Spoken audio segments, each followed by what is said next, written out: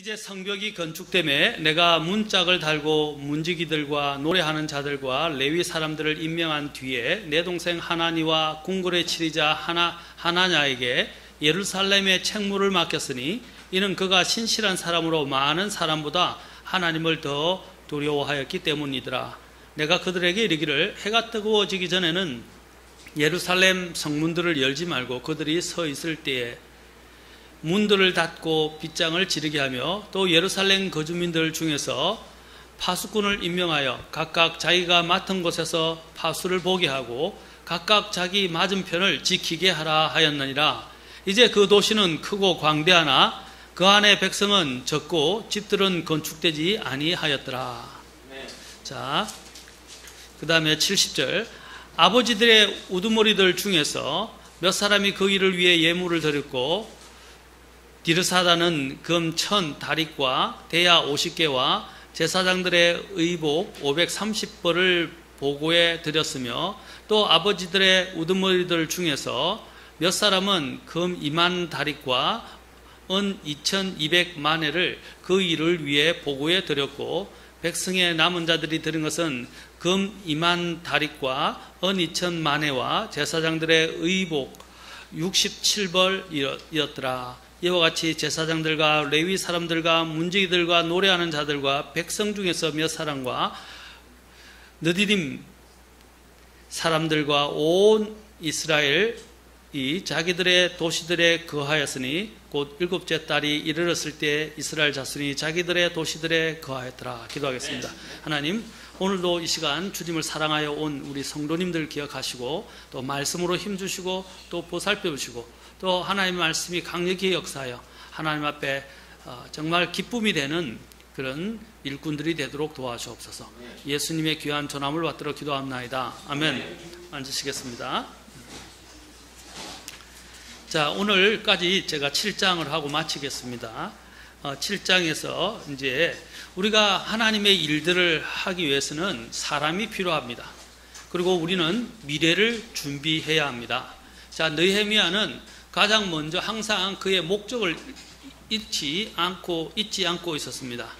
도시 성벽이 세워졌지만 그 안에 백성이 살 수 있는 여건을 조성하고 이제 백성들을 모읍니다. 그리고 그 백성들에게 그들이 이 성벽을 건축한 이유에 대해서 그들에 다시 한번 고치시켜주고 또 이 일들을 하기 위해서는 또 하나님의 경배를 하기 위해서는 사람이 필요하다라는 것을 알고 사람을 세우게 됩니다.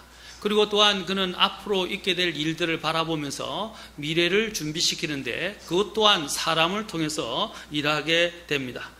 우리 성도 모든 개인과 가정과 교회에도 항상 우리가 명심해야 되는 것은 과거가 우리의 발목을 잡도록 하지 말고 현실에 안주하지 말며 앞으로 미래를 바라보고 우리는 준비하고 나아가야 됩니다. 그래서 비전이 필요한 거예요. 많은 사람들이 과거에 발목이 묶여 있습니다. 개인들도 그렇고 교회들도 그렇고 교회에 받았던 상처들 또 개인들도 개인들이 가졌던 과거의 여러 가지 아픔과 상처들 고통들에 발묶여 살고 있습니다. 여러분, 과거에 연연하게 되면 미래로 전진할 수가 없어요. 현실에서 일할 수가 없어요. 왜냐하면 과거에 매인 사람들을 보면 대부분 다 보면 낙심하거나 좌절하거나 그 상처에 끙끙거리다 고민하고 생각하다가 고통 중에서 아무 일도 못해요. 여러분, 과거는 끝났습니다. 과거는 이제 떨쳐버려야 됩니다. 전에도 말씀드렸죠. 우리의 죄들도 주님께서는 과거의 죄들은 다 잊으셨어요. 십자가를 통해서 하나님께서는 모든 것을 잊으셨어요. 마찬가지로 우리도 하나님 예수 그리스도 앞에 나왔을 때 우리의 과거가 우리의 과거의 상처가 또 우리의 과거 심지어는 영광조차도 우리의 발목을 잡도록 하지 않아야 할 것입니다. 야곱이 하나님 앞에 나아갔을 때 그는 어떻게 했습니까? 세겜에 그의 모든 자신들의 우상들과 모든 것들을 다 묻고 하나님의 집이라 불려지는 베델로 나아갔습니다. 마찬가지로 우리도 과거에 매여 있어서는 안 됩니다. 미래를 대비해야 합니다. 미래를 대비하지 않으면 어떤 일을 우리가 당할지 모르고 더 어려운 일을 당할 수도 있습니다. 그리고 미래를 대비하면서 미래의 일꾼들을 준비해야 됩니다. 그리고 일꾼들을 준비해서 세워야 합니다. 우리의 인생의 목적들을 우리는 잊어버려서는 안 됩니다. 느헤미야는 자신이 왜 일을 하고 있는가에 대한 그 목적을 잃어버리지 않았습니다. 목적을 잃어버린 사람들은 비전을 잃고 길을 잃게 됩니다. 요즘 사람들은 너무나 눈에 보이는 것들이 많고 또 눈에 우리를 유혹하고 자극하고 우리를 마음을 사로잡는 것들이 너무 많다 보니까 가다가 내가 뭘 하고 있는지 잊어버릴 때가 많아요. 저도 이전에는 안 그런데 목적을 하다가 가다가 뭔가 다른 일 있으면 또 다른 일이 눈에 보이니까 빨리 그걸 해야겠다 했는데 내가 지금 뭘 하고 있지? 이런 경우가 있어요. 그렇죠? 그래서 아무리 생각해도 내가 뭔가 분명히 하려고 했는데 뭘 하려고 했는지를 모르겠는 거예요. 그래 나중에 잊어버리게 돼요. 그런 경우가 많아요. 우리가 다른 일들에 마음을 빼앗기다 보면 우리의 본질적인 것을 잃어버릴 때가 너무 많이 있다는 것입니다. 성벽을 재건한 목적이 무엇이었습니까? 두 가지라고 말씀드립니다. 하나님께 대한 경배와 또 자신들의 백성들을 또 안위해서 그 백성들이 하나님께 경배하기 위해서였다는 사실입니다. 우리의 인생의 목적은 하나님을 경배하고 하나님을 영광스럽게 하는 데 있다는 사실을 우리는 결코 잊어서는 안 됩니다. 지난번에 제가 은혜가 하는 일에 대해서, 은혜가 이끄는 삶에 대해서 수요일날 시리즈로 계속 설교하고 있는데 그 은혜가 하는 것 중에 하나가 무엇입니까? 은혜가 하는 일 중에 하나가 하나님을 찬양하고 경배하는 거예요. 그렇죠? 하나님을 찬양하는 것이 은혜의 영광을 찬양하게 하기 위해서 하나님께서 우리를 부르셨다는 사실입니다. 그리고 또 하나님께서 우리를 부르실 때 선한 일을 하도록 우리를 새롭게 창조하셨다고 말씀드렸습니다. 여러분, 우리가 잘 아는 어니스트 헤밍웨이가 어떻게 해서 자살을 하게 되었습니까? 그는 인생의 성공에 취해서 인생의 목적을 상실하게 됐고 나중에는 허무감에 빠져서 그는 자살을 하고 말았습니다. 그는 유명한 작가이며 노벨 문학상을 수상했던 사람입니다. 그런데 그가 왜 자살을 했을까요? 그는 너무나도 유명해지고 또 영광을 한 몸에 입었습니다. 그러나 그가 왜 자살을 하게 된 것입니까? 인생의 목적을 잃어버렸기 때문입니다. 또 자신이 성공한 것 때문에 자신의 그 영광에 취해서 영광에 취하게 되니까 허무함이 찾아오기 시작하고 그 허무함 속에서 헤매이다가 결국은 자신의 목숨을 끊고 말았다는 사실입니다.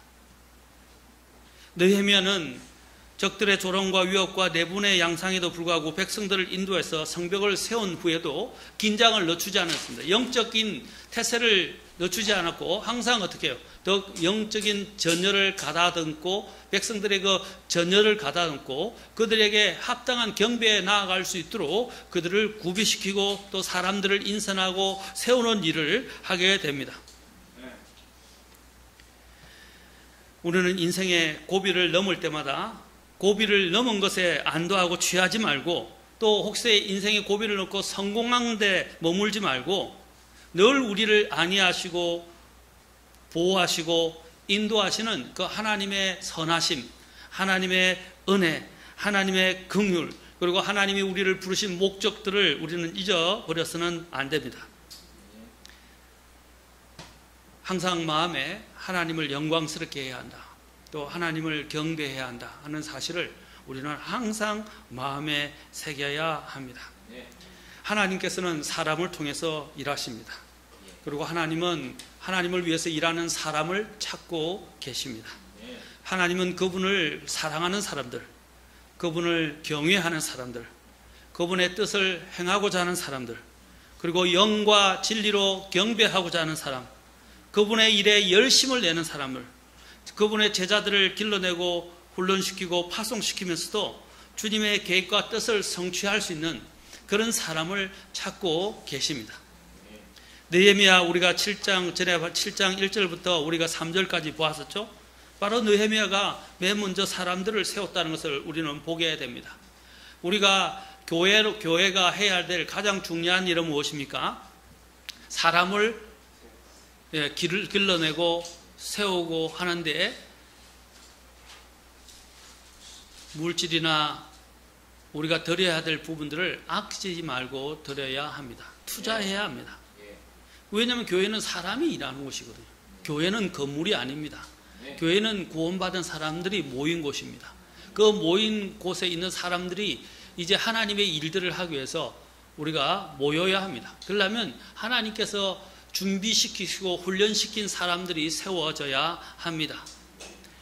바로 사람이 하나님의 방법인 것입니다. 하나님께서는 이 일을 하는데 천사들에게 이 일을 맡기지 않으셨어요. 천사들은 돕는 자들입니다. 그리고 천사들은 구원받을 상속자들을 섬기는 자들입니다. 하나님은 천사들을 통해서 일을 시키긴 하지만 천사들을 위해서 하나님의 일에 사역에 참여해서 하나님의 그 놀라운 계획들을 성취하도록 부르시지 않았습니다. 그들은 그냥 명령받은 대로만 하는 것입니다. 그러나 하나님께서는 사람들을 부르십니다. 그리고 그 일에 동참하시고 그 일꾼들을 세우셔서 그 일꾼들을 통해 하나님은 일을 하시고 또 영광을 받으십니다. 그래서 교회는 우리가 어떤 사업을 많이 일으키고 프로그램을 진행하는 것보다 항상 사람들을 길러내는 데 더 관심을 가지고 나아가야 합니다. 이런 영적 재생산이 교회 안에서 이루어지지 않는다면 교회는 그 생명이 멈춰버리게 됩니다. 교회는 영적 활동이 있어야 되고 재생산을 해야 합니다. 그것이 바로 교회의 성장이라고 할 수 있습니다. 자, 교회를 세우는 데 있어서 제일 먼저 누구를 세웠다고 전에 말씀드린 문지기들과 노래하는 자들과 레위 사람들을 임명했다라고 되어 있습니다. 이런 사람들은 어떤 사람입니까? 바로 하나님의 일을 제일 먼저 가까이서 하는 사람들입니다. 하나님을 찬양하고 하나님의 성문을 지키고 또 하나님의 도시 성문을 지키고 또 하나님 앞에서 뭡니까? 하나님을 섬기는 일을 하는 사람들이 바로 이 레위인들이었습니다. 바로 이 레위인들과 같은 일꾼들을 먼저 교회에서는 세워야 합니다. 그런 사람들을 훈련시키고 예비해야 합니다. 이들은 주님의 성전에서 섬기는 일과 하나님께 대한 경배를 담당하는 사람들이었습니다. 여러분, 그래서 하나님의 이 목회자가 나오는 일은 굉장히 중요한 일입니다. 우리 교회도 미래의 목회자가 최 목사님이 계시지만 이제 하나님의 이 일꾼이 나오는 일은 굉장히 중요합니다. 이보다 더 귀한 일은 없어요. 군대에서도 여러분 일반 병사를 기르는 것보다 장교 하나를 기르는 일이 더 돈이 많이 들고 더 많은 시간이 필요합니다. 그래서 그들은 특별한 관리를 하고 특별 우대를 하고 특별히 훈련시킵니다. 맞습니까? 우리가 그런 군대에서는 간부들이라고 합니다. 또 하는 장교들이라고 부릅니다. 병사들은 간부들이라고, 병사들에게는, 그렇죠? 장교들이라고 부릅니다. 왜? 장교가, 그렇죠? 리더십을 발휘하는 자리이기 때문입니다. 마찬가지로 하나님을 일선에서 섬기는 자들을 우리는 길러내야 합니다. 여기서 있는 레위인들은 아까도 말씀드린 성문을 지키기 뿐 아니라 또한 하나님을 찬양하고 하나님을 섬기는 일을 주로 맡아서 하는 사람들이었습니다. 요한복음 4장 23절에 보면 그러나 참되게 경배하는 자들이 영과 진리로 아버지께 경배할 때가 오나니 지금이라. 이는 아버지께서 자기에게 그렇게 경배하는 자들을 찾으시기 때문이라 라고 그랬어요. 하나님은 바로 자신께 경배하는 자들을 찾으신다라고 말씀하고 있습니다. 우리는 하나님을 경배하고 그분을 찾는 사람들, 그분을 경배하는 자들을 우리는 길러내어야 합니다. 하나님께서는 정말 경배받기에 합당하신 분이십니다. 그분은 경배를 받기를 원하십니다. 하나님께서는 그분께 경배하고 교제하도록 하기 위해서 천사들은 경배하도록 하기 위해서 또 하나님께서는 경배뿐 아니라 교제하도록 하기 위해서 사람을 창조하셨습니다. 누가 이런 교제, 영광스러운 교제로 초청을 받을 수 있습니까? 바로 우리입니다. 우리입니다. 고린도서에서는 뭡니까? 바로 그리스도를 통해서 하나님과 교제하게 하시는 하나님은, 그죠? 하나님께 감사와 찬양을 드리고 있는 것을 보게 됩니다. 하나님은 우리를 그분과 교제하도록, 가까이서 교제하도록 하기 위해서, 그리고 그분께 경배하는 그 일들을 하도록 하기 위해서 우리 모두를 뭐라고 그랬습니까? 제사장으로 삼으셨다 그랬어요. 왕과 제사장으로 삼으셨다. 얼마나 놀라운 일입니다. 우리 모두는 다 제사장입니다. 그런데 제사장이 자신의 일들을 본분을 잊어버리고 다 도망가면 안 되잖아요. 다 제사장이라고요. 목회자만 제사장이 아니고요. 모든 사람이 제사장입니다. 그 침례 성도들의 그 특징 중에 하나가 뭡니까? 만인 제사장설을 믿지 않습니까? 만인 제사장. 그렇죠? 이제 목회자는 물론 리더이기도 합니다. 리더는 있어야 되죠. 그러나 그 모든 부르심을 받은 구원받은 그리스도인들이 다 뭐라고요? 제사장이다. 아멘? 아멘. 우리 여기 있는 어린이들 구원받은 어린이들 다 제사장이에요. 하나님 앞에. 이제 미래의 주역들이 되는 겁니다. 하나님께서 이전에 이스라엘을 불러내시고 광야에 성막을 세우시고 그 위에는 이제 왕을 세우시고 난 뒤에는 성전을 다윗을 통해서 지으려는 마음을 주셔서 솔로몬을 통해서 짓게 하셨습니다. 그리고 성전이 세워지게 되었습니다. 여러분, 성막과 성전의 목적이 뭐죠? 바로 그분의 백성이 그분을 만나도록 하기 위해서. 만나는데 무엇 때문에 만나는 거죠? 경배하도록. 그리고 그 하나님이 그 백성들과 만나 교제하도록 하기 위해서 성막과 성전을 지은 거예요. 그렇죠? 자, 하나님께서 교회를 세우신 목적도 무엇입니까? 하나님의 영광이 그 위에 머물고, 그렇죠? 주님께서 그 교회와 함께 하시겠다고 약속하셨어요. 두세 사람이 내 이름으로 모인 곳에는 할 때 그 두세 사람이 그 본문을 보면 교회를 이야기합니다. 교회의 구성원이 2명이든 3명이든 그 사람들이 주님의 이름으로 모인 곳에는 나도 그들 중에 있겠다고 주님께 말씀하셨어요. 그들 가운데서 주님께서 계시고 그들 가운데서 거니시는 이께서 교회에게 말씀하시기를 라고 요한계시록 2장 3장에 보면 나와요. 교회들 가운데 거니시는 분이시라고 되어 있어요. 그리고 그분께서 그곳에 머무시면서 영광을 받으시고 또 그분께 경배하도록 위해서 주님께서 교회를 세우셨어요. 그런데 많은 오늘날 교훈을 보면 여기에 계신 분들은 신실하신데 다 신실하신 분인데 하나님 앞에 이런 경배드리고 교제하는 일들을 소홀히 하는 사람들이 얼마나 많은지요. 그걸 아무렇지 않게 생각합니다. 일주일에 한 번 주님께 앞에 와서 교회에서 예배 드리는 것을 주님께 마치 선심 쓰듯이 내가 이 정도 해줬다라고 생각합니다. 하나님 앞에 선심 쓰는 거예요? 아닙니다. 그것은 선심이 아니고 우리가 당연히 해야 됩니다. 그래서 성경에서 경배받기에 합당하다는 말은 뭡니까? 반드시 그분께 경배를 드려야 됩니다. 그래서 오늘 아까 요한복음 4장 24절에 보면 그분께 경배하는 자들이 반드시 must라고 됐어요. must worship. 반드시 영과 진리로 경배할지라. 반드시 이것은 의무예요. 선택이 아닙니다. 그런데 오늘날 얼마나 많은 사람들이 하나님께 경배드리고 교제하는 일을 선택으로 삼고 있습니까? 선택이 아니에요. 그러므로 교회는 하나님을 경외하고 경배하는 일을 하는 사람들을 제일 먼저 세워야 합니다.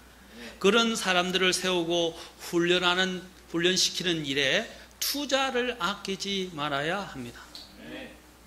그래서 이전에도 제가 그런 일도 있었는데 이제 특히 여기서 헌신해서 신학생들이 나오면 옛날에는 교회에서 많이 보조를 해줬어요. 보조를 해주고 또 성도들도 기도하면서 굉장히 뭐랄까 마음을 다해서 그들을 위해서 기도하다가 혹시나 하나님의 마음을 주시면 교회를 통해서 주시기도 하는데 개인적으로 그 신학생들의 손에 자그마한 물질이지만 쥐어주기도 합니다. 신학생들이 사실 보면 굉장히 배고프거든요. 모든 걸 버리고 하나님 앞에 헌신하겠다 뛰어들었잖아요. 학비를 스스로 구해야 되면서 공부도 해야 되고 하나님 일을 섬기겠다고 뛰어들었을 때 그 쥐어주는 그 헌물이 얼마나 귀하겠습니까? 또 그 마음을 느끼게 될 때 이 신학생들이 더 감동이 돼서 더 주님 앞에 다짐을 하게 됩니다. 옛날에는 그런 일들이 많았어요. 제가 또 처음에 주님 앞에 갔었을 때도 항상 기도하고 하나님이 채우시는 사람들이 있었지만 개별적으로 어떤 분들이 와서 특히 손을 잡고 기도해 주시겠다고 약속하시면서 이렇게 손에 살짝 쥐어주는 사람들이 있었어요. 얼마나 감사한지 힘이 참 많이 되었습니다. 오늘날 또 마찬가지 주님의 일한 역군들이 세워져서 이리 전임으로 주님의 사역을 하고자 하는 사람들이 있을 때 그들을 도와줘야 됩니다. 그들이 할 수 있도록 지원해줘야 됩니다. 돈을 꼭 줘야 된다는 말이 아닙니다. 기도해주고 물심양면으로 후원해주고 지지를 아끼지 않고 격려해주는 것은 대단한 일입니다. 우리는 이러한 하나님을 경외하고 경배하는 것을 제일 경배하는 자들을 훈련시키고 세우는 일들에 투자를 아끼지 말아야 합니다. 교회의 개혁이라는 것은 무엇입니까? 하나님에 대한 경배 중심으로 돌아가는 거예요. 그리고 또한 그 경배를 하는 사람을 개혁하는 데서부터 시작되는 것입니다. 하나님을 중심으로 사는 사람이 없이는 진정한 교회의 개혁은 있을 수 없습니다. 바로 여러분입니다. 특히 오후에 이렇게 남아서 주님 앞에 섬기는 여러분들입니다. 여러분들이 바로 교회 개혁의, 교회 부흥의 주역들입니다. 우리에게는 세상적인 방법으로 개혁을 이끄는 사람이 필요하지 않습니다. 우리는 세상적인 방법으로 자기의 재능과 자기의 탤런트와 자기의 능력을 과시하고 나타내는 사람이 필요하지 않습니다. 앞에서 우리가 지난번에 보았지만 하나님 앞에 이게 세워진 리더가 어떤 사람이었어요? 하나님을 경외하고 또 어떤 사람이었어요? 하나님을 첫째 신실한 사람, 하나냐가 신실한 사람, 또 뭐라고 그랬어요? 하나님을 두려워하는 사람이었다라고 말하고 있습니다. 여러분, 예루살렘 공회가 안디옥 교회에다가 이제 하나님의 이 교회를 세우는 사역을 전임으로 담당할 수 있는 사역자들 파송을 하게 되는데 어떤 사람을 보낸지 아십니까? 어떤 사람을 보낸지 사도행전 15장 25절 26절을 한번 가서 보겠습니다. 사도행전 15장 25절 26절. 사도행전 15장 25절 26절.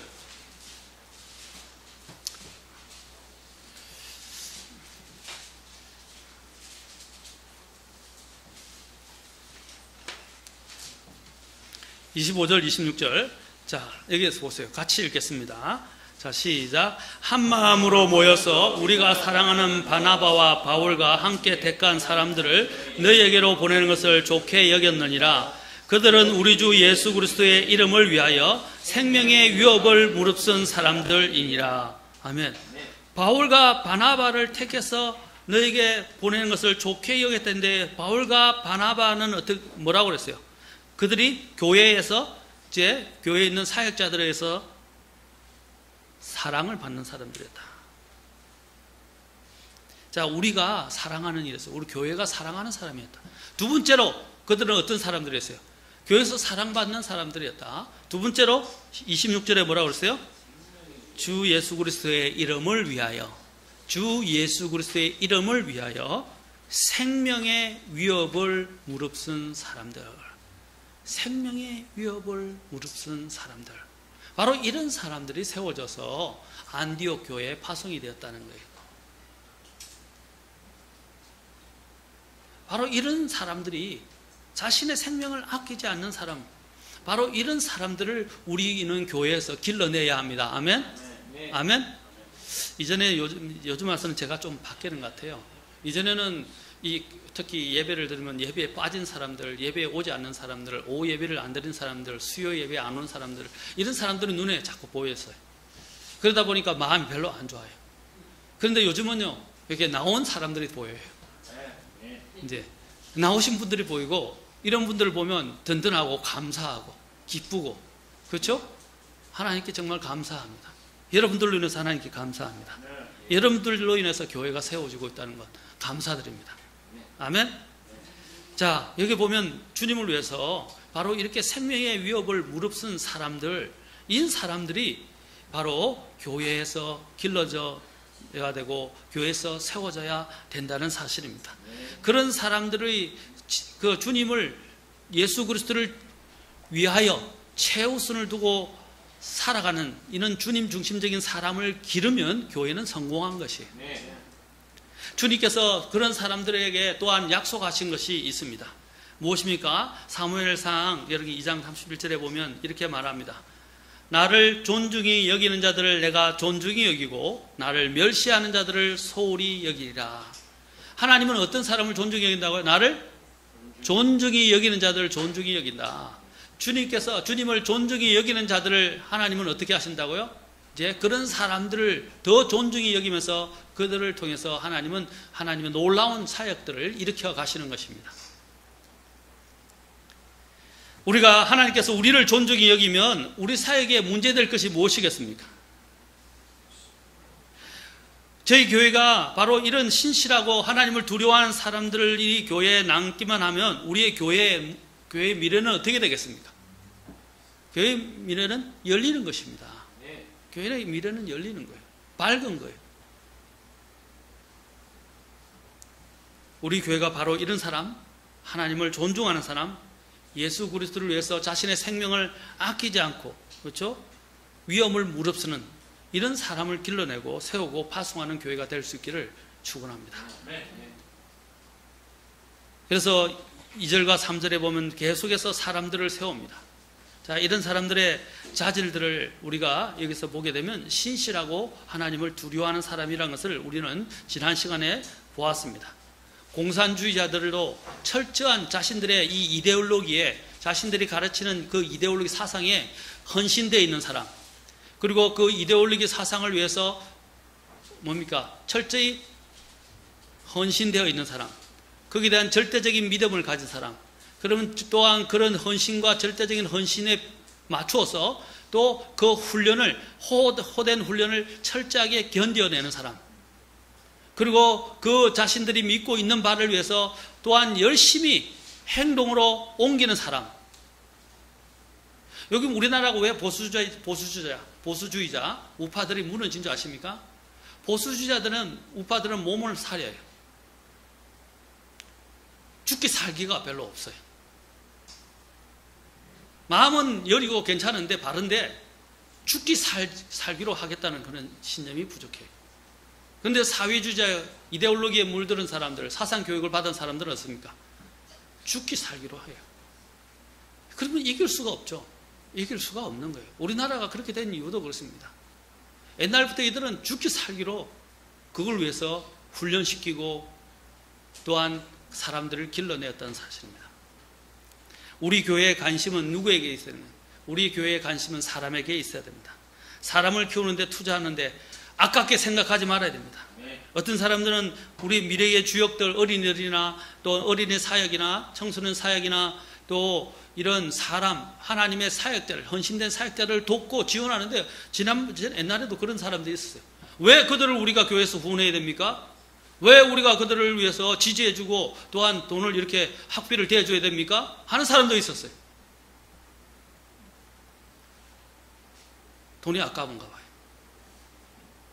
교회에서 그런 사람들을 위해서 후원해주고 학비를 지원해주고 하는 게 아까운가 봐요. 그거 얼마나 잘못된 것입니까? 교회가 무엇을 하는 것입니까? 사람을 길러내는 것입니다. 목회자들은 바로 그 일을 위해서 부르심을 받은 거예요. 사람들을 제자시키고 훈련시키고 하나님의 일꾼으로, 또 심지어는 하나님의 전임 사역자로 해서 파송시키는 그 일들을 다 하나님께서 다 지도하도록 하나님께서 목회자를 세우신 거예요. 또 여러분들의 물질을 통해서 하나님은 그런 사람들을 지지해서 교회가 더 선교와 복음을 위해서 일하는 사람들이 많아지도록 돕도록 하기 위해서 저와 여러분을 부르셨습니다. 그런 일에 돈을 드리는 일을 아끼지 말아야 합니다. 아멘? 굉장히 귀한 일이에요. 이보다 더 귀한 일. 왜? 내가 하지 못하는 그 일들을 선교 현장에서 또 다른 복음의 현장에서 그들이 복음을 선포하고 하나님의 그 영광스러운 교회를 세우는 일들을 하는 것입니다. 그런 사람들을 돕는 일을 자랑스럽게 생각해야 되고 오히려 그들을 위해서 기도해 줘야 되고 내가 돕지 못하는 것을 안타까워해야 합니다. 아멘? 네. 저희 교회들은 뭐 잘하시는 것 같아요. 선교사님들이 오시면 항상 환대하고 잘 대접하고 교회가 여유가 없어도 얼마나 잘 하는지 저는 감사하게 생각합니다. 또 어떤 분은 여유가 없는데도 또 선교사님들을 후원하는 부분에 있어서는 아끼지 않고 드리는 것을 보았습니다. 얼마나 감동이 되고 감사하고 또 도전이 되는지 모릅니다. 여러분 또 목회자들을 여러분들이 제가 목회자라는 거예요. 목회자들이 목회 일들을 잘하도록 여러분들이 이렇게 돕고 지원하고 기도하고 챙기는 것은 나쁜 거 아니에요. 그것은 귀한 일입니다. 그렇죠? 자, 그들이 기쁨으로 일을 하게 하고 물질로 인해서 근심하지 않게 하고 또한 하나님의 일들을 지혜롭게 하나님의 권능을 가지고 할 수 있도록 계속 기도로 지원해야 할 것입니다. 하나님은 사람을 찾으십니다. 특히 이사야서 58장을 보면 하나님 이사야 58장의 기록을 보십시오. 이스라엘 백성들이 금식하는 목적이 잘못되었어요. 그래서 주님께서 금식의 목적을 일깨우시면서 금식을 왜 하느냐? 금식의 기도를 왜 하느냐? 라고 말씀하시면서 그 목적 중에 하나에 어떤 걸 넣었는지 한번 보실까요? 이사야서 58장 3절부터 12절에 가서 쭉 보세요. 주님께서 그들의 금식을 기뻐하지 않으셨어요. 왜냐하면 그들의 금식이 잘못된 금식이었기 때문에, 이기적인 금식이었고 자기 자신들을 위한 금식이었기 때문에 주님께서 그들의 그 금식을 지적하시면서 책망하십니다. 이사야서 58장 3절 봅시다. 그들이 말하기를 우리가 금식하였을 때 어찌하여 주께서 보지 아니하시는가. 자기들이 금식했다고 주님이 안 봐준다고 지금 주님께 탄원하고 있어요. 자, 그러자 보라, 우리가 우리의 혼을 괴롭게 하였을 때 어찌하여 주께서 알아주지 아니하시나이까 하는도다. 주님께서 이제 말씀하십니다. 보라, 너희의 금식하는 날에 너희가 쾌락을 찾으며 너희를 위하여 모든 수고를 강요한다. 누구를 위해서 했다고? 자신들의 쾌락을 위해서 했다. 그리고 보라, 또 너희가 금식하면 다툼과 논쟁을 위하며 사악한 주먹으로 치기 위함이니 너희는 너희 목소리가 높은 곳에서 들리게 하려고 이날에 하는 것 같이 금식하지 말지니라. 그것이 내가 택한 그런 금식이냐? 그것이 사람이 자기 혼을 괴롭게 하는 것이냐? 그것이 갈대같이 자기 머리를 숙이고 자기 밑에 굵은 배와 죄를 펴는 것이냐? 너는 이것을 금식이라 하며 주께서 받으시는 날이라 하겠느냐? 내가 택한 금식은 이것이 아니냐? 자, 그 택하는 금식의 목적에 대해서 곧 사악함의 결박을 풀어주고 무거운 짐을 벗겨주며 학대한 자를 놓아주고 자유로이 가게 함으로 이 영혼을 위한 일이란 말이에요. 그렇죠? 사악함의 결박을 풀어주고 무거운 짐을 벗겨주고 죄짐을 벗겨주고 학대 당하는 자들을 놓아주고 그들이 자유롭게 가게 해주는. 그리고 그 모든 멍에, 인간이 지고 있는 그 멍에를 하나님의 이 생명의 복음, 말씀으로 그들을 끊어주는 거 아닙니까? 꺾어주는 거라고 그랬어요. 모든 멍에를 꺾는 것이 아니냐. 그리고 그것은 줄인 자에게 내 빵을 나누어주며 내 쫓긴 가난한 자들을 너가 내 집에 드리는 것이 아니냐. 또 내가 벌거벗은 자를 볼 때 그에게 입히며 내가 내 살부치를 피하여 숨지 아니하는 것이 아니냐. 자, 주님께서 그것으로 그렇게 하게 될 때, 그런 올바른 금식을 하게 될 때 주시는 유익과 복에 대해서 말씀하십니다. 먼저는 그들의 뭡니까? 건강. 그렇죠? 또 주님께서 후위대가 되어 주시겠다. 그 다음에 59절에 보면 뭐라고 그랬습니까? 주께서 응답하시겠다라고 말씀하셨어요. 그리고 뭐라고 말씀하시냐? 이제 말씀하시면서 주님께서 58장 12절에서 말씀하시는 게 있어요. 또 내게서 나올 자들이 오래되고 폐허가 된 곳들을 건축하며 너는 많은 세대들의 기초들을 일으켜 세우리니 사람들이 너를 일컬어 무너진 것을 보수하는 자라 하며 거할 수 있도록 행로들을 복구하는 자라 하리라. 하나님이 지금 찾으시는 사람들이 어떤 사람이에요? 바로 여기 58장 12절에 있는 것과 같은 것입니다. 6절과 특히 12절 잘 보십시오. 그런 사람들 주님은 어떤 사람이에요? 무너진 것을 보수하는 자. 또 행로들을 복구하는 자라고 말했어요. 그래서 그런 사람들을 통해서 뭐래요? 많은 세대들의 기초들을 일으켜 세우리라고 하셨어요. 아멘? 여러분, 항폐한 것이나 도시, 아까 같이 예루살렘의 그 도시가 느헤미야가 가기 전에 파괴된 것, 그런 것이 문제가 아니에요. 우리는 자꾸 황폐화되고 폐허가 된 그 어떤 눈에 보이는 세상의 이런 문제들에 자꾸 관심을 가집니다. 그러나 그게 황폐화되고 무너져도 문제가 되지 않습니다. 왜? 그것을 일으켜 세울 수 있는 사람이 있으면 되거든요. 맞습니까? 군대 가면 그랬습니다. 군대는 불가능이 없다 그래요. 못할 일이 없다고 그럽니다. 그래서 명령하면 그냥 다 이루어집니다. 이전에는 다 달려갔어요. 그래서 막사를 짓는데 막사를 지어도 군인들을 동원하거든요. 며칠 내에 군단장이 오니까 다 준비해놔. 사단장이 오니까 준비해놔. 딱 이렇게 하면요. 밤을 세월어서 어떻게 했었든 간에 하여튼 안에 내실이 어떻든 간에 번지르하게 멋지게 지어놓습니다.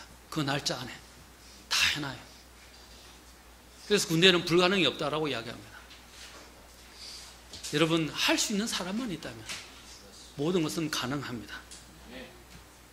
하나님께서는 여기서 헌신된 일하는 사람들을 통해서 보수하고 그 행로들을 복구하고자 하십니다.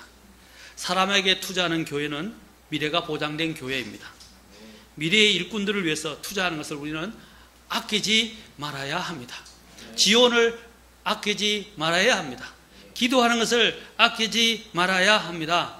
특히 우리의 미래의 세대들이 교회 안에서 자리 잡고 서는 데 있어서 우리는 그들에 대한 보조와 지원을, 찬조를 아끼지 말아야 합니다.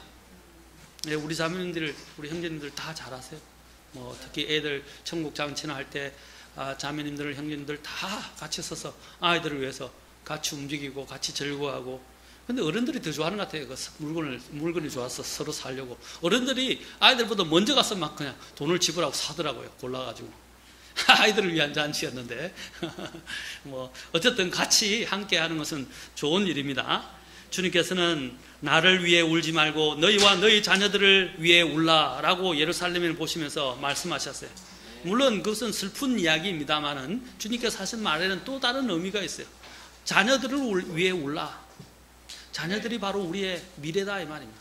오늘 대한민국이 무너져가고 있어요. 내가 걱정하는 것은 저에 대한 걱정이 아니에요. 우리 자녀들이 앞으로 이 대한민국 땅에서 어떻게 살아갈까? 자유 없이 살아가고 공산화되어서 살아가는 모습을 생각하면 끔찍해요. 하나님을 대적하는 무리들 속에서 그들이 더 버텨내야 되는데 그것을 버텨낼 수 있을까? 그 걱정이 돼요. 점점점 하나님을 대적하는 사람들이 많아지고 있어요. 여러분, 동성애가 법이 통과되고 또 소수 인권이라고 하면서 법이 통과되고 정교자가 다 완전히 합법화되고 이런 식으로 되면 어떻게 되겠어요? 하나님을 대적하는 영이 일어나는 거예요. 요즘 페미니즘이 극성입니다. 페미니스트 뭡니까? 여성 인권. 그래서 역차별이 지금 일어나고 있어요. 동성애자들로 인해서 역차별을, 그 다음에 소수 인권이라고 하면서 또 여성 인권 때문에 남자들이 역차별을 당하고 있어요. 남자와 여자가 다른 그것을 차별이라고 하고 있어요. 잘 생각하셔야 돼요. 그것은 다른 것이 차별이 아니에요. 그리고 그 다른 것에 따라서 각자의 역할이 있어요. 그래서 저도 우리나라를 생각하면 우리 자녀들이 걱정이 너무 많이 돼요.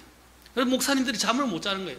특히 그 공산주의 영이나 사회주의 영이 가장 대적하는 것이 성경의 원리를 대적한다는 거예요. 그리고 하나님을 대적한다는 거예요. 여기에 보수나 우익을 자처하는 사람들을 우리가 잘해서 그들을 칭찬하고 그들을 지지하는 게 아니에요. 적어도 그들은 하나님의 가치와 함께하기 때문에요. 우리 기독교의 가치와 병행하기 때문에 그들을 지지하는 거예요. 사람들이 부패하지 않은 사람이 어디 있어요? 맞습니까? 우리는 분별을 잘해야 됩니다.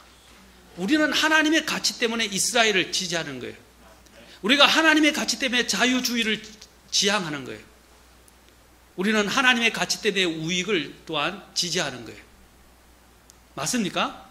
우익이 잘해서가 아니에요.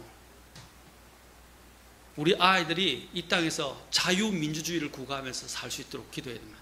그래야 신앙생활을 편만하게 할 수 있어요. 사회주의가 되면 하나님을 빼앗아 버려요. 우리의 믿음을 빼앗아 버리고 파괴시켜 버린단 말이에요. 아까 우리 여기에 김홍기 형제님께서 이야기하셨는데 걱정하는데 다른 형제님 한 분이 있는데 아이들을 요즘은 때리지도 못하고 심지어는 부모들이 아이들을 벌을 세워도 고발하라. 그래서 부모님에 의해서 아이들 떼어놓으려고 해요. 있을 수 있는 일입니까? 징계도 이제 할 수 없게 돼가고 있어요. 무서운 세상이 오고 있어요. 가정의 영역에까지 이제는 모든 것이 침투해서 가정조차도 파괴하고 가정조차도 통제하려고 합니다. 물론 학대하고 잘못된 것은 처벌을 해야 돼요. 그러나 적절한 징계까지도 못하게 만드는 것이 법으로 지금 준비되고 있어요. 무서운 세상에 도래하고 있습니다. 이스라엘이 망하게 된 이유가 무엇 때문이었다고 말했습니까? 이스라엘이 이렇게 완전히 혼란 가운데 빠지게 된 사사기 시대가 오게 되는 것이 무엇 때문에 그렇습니까? 주님을 알지 못하던 세대가 일어났기 때문이었다 그랬어요. 주님을 알지 못하던 세대가 일어났다 이 말입니다. 오늘날 이 사회가 점점점 하나님을 대적하는 사회로 변하고 있습니다. 우리는, 교회는 우리의 본분, 우리가 해야 될 그 본분, 그 일을 잊지 말아야 됩니다. 아멘? 하나님을 영광스럽게 하고 하나님을 경배하고 그런 하나님을 영광스럽게 하고 경배하는 사람을 훈련시키고 길러내는 겁니다. 아멘? 그리고 임명하는 거예요. 사람이 필요해요. 여러분이 필요합니다. 여러분들은 이 목적을 잃지 마시고 신실하게 주님의 일들을 감당하시는 저와 여러분이 되기를 바랍니다. 그런 분들에게 반드시 보상이 있고 분명히 하나님은 그런 사람들을 통해서 놀라운 일을 일으키실 것입니다. 그리고 마지막으로 이것만 간단하게 하고 마치겠습니다. 리더자들의 헌신과 본을 보십시오. 자, 74절부터 우리 아까 70절부터 봅시다. 여기 보면 리더자들이 아까 읽었기 때문에 제가 읽지 않겠습니다. 70절부터 73절에 보면 리더자들이 있습니다. 리더자들의 헌신과 본을 보십시오. 자, 여기 보면 먼저 리더자들이 솔선수범하는 것을 보여주게 됩니다. 여기서 70절에서 디르사다라고 되어 있죠. 이 디르사다가 누구냐면 바로 느헤미야의 또 다른 이름입니다. 느헤미야를 가리키는 거예요. 느헤미야가 어떻게 했어요? 먼저 주님께 드리는 이 헌물을 드리는 데 있어서 어떻게 됐습니까? 먼저 앞서서 본을 보였습니다. 먼저 본을 보였어요. 71절에 또 보면 뒤따라서 누가 했어요? 우두머리의 지도자들이 헌물을 드리게 됩니다. 그들이 느헤미야의 지도자의 본을 따라서 솔선수범하며 하나님께 헌신하며 따라갔습니다. 그 다음에 그 뒤에 72절에 보면 누가 또 따라가요? 백성의 남은 자들이라고 되어 있어요. 자, 하나하나씩 위로부터 이렇게 본을 보이고 있어요. 여기서 다릭은 달란트를 말하는 것입니다. 달란트를 말하는 것입니다. 이 달란트를 드렸다는 거예요. 지금으로 돈으로 환산하면 그들이 주님께 자원하여 드린 돈이 얼마나 됩니까? 막 몇억, 몇십억, 몇백억 되는 거예요. 엄청나게 많은 것을 자원하여 드렸다는 사실입니다.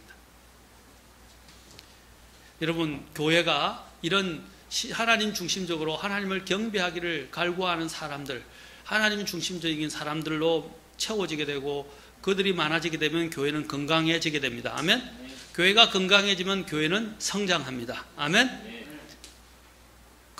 아까 그 건강한 하나님 중심적인 사람의 두 가지 특징이 뭐였죠? 신실하고 하나님을 두려워하는, 경외하는 사람들이었다라는 것입니다.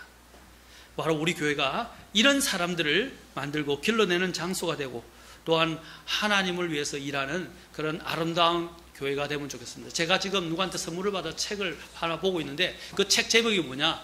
너무 잘 적어놨어요. 작지만 건강한 교회.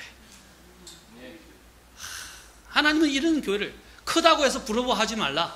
작다고 해서 낙심하지 말라. 그렇게 나와요. 작다고 해서 쫄거나 낙심하지 말라는 거예요. 하나님은 큰 교회든 작은 교회든 큰 교회가 사실 보면 퍼센테이지를 보면 얼마 없다는 거예요. 큰 교회는 또 나름대로 교회의 목적이 있고 작은 교회는 작은 교회의 목적이 있다는 것이에요. 모든 사람들이 다 큰 교회는 할 수 없다는 거예요. 그러나 작은 교회라고 해서 또 큰 교회가 되려면 너무 지나친 욕심을 갖지도 말고 또 작다고 해서 또 낙심하지 말고 하나님이 주신 것에서 그냥 신실하게 감사함으로 열심히 일하며 섬기고 하나님을 영광스럽게 하라고 그 책이 적어놨더라고요. 그 책이 굉장히 훌륭한 책이에요. 작지만 건강한 교회. 작고 건강한 교회. 그래서 참 제가 그 책을 읽으면서 힘을 많이 얻고 있습니다. 작은 것이 부끄러움이 아니다. 써놨어요. 그게. 작은 것이 부끄러운 것이 아니다. 모든 사람이 큰 교회를 할 수는 없어요. 또 크다고 해서 그것이 다 건강한 교회는 아니에요. 하나님이 기뻐하시는 교회는 아니라는 거예요. 그렇죠? 또 작다고 해서 작은 것에 안주만 하지 말라고 또 이야기합니다. 참 적절하게 잘 이야기를 하고 있어요. 우리 교회 개혁에도 사람이 필요합니다. 마지막으로 우리가 7장 7절에 이 가득하게 7장부터 쭉 나오는 명단들이 나오는데 명단을 보면서 우리는 이렇게 하나님 앞에 기도하면 좋겠습니다. 하나님, 우리에게 일꾼을 주십시오. 하나님의 일꾼들을 주십시오. 신실하고 하나님을 두려워하는 일꾼들을 주십시오. 그리고 하나님의 교회를 세우고 하나님을 영광스럽게 하고 하나님을 경배하며 사람들을 또한 구령하는 그러한 건강한 일꾼을 주시옵소서라고 기도하지 않겠습니까? 기도하시겠습니다.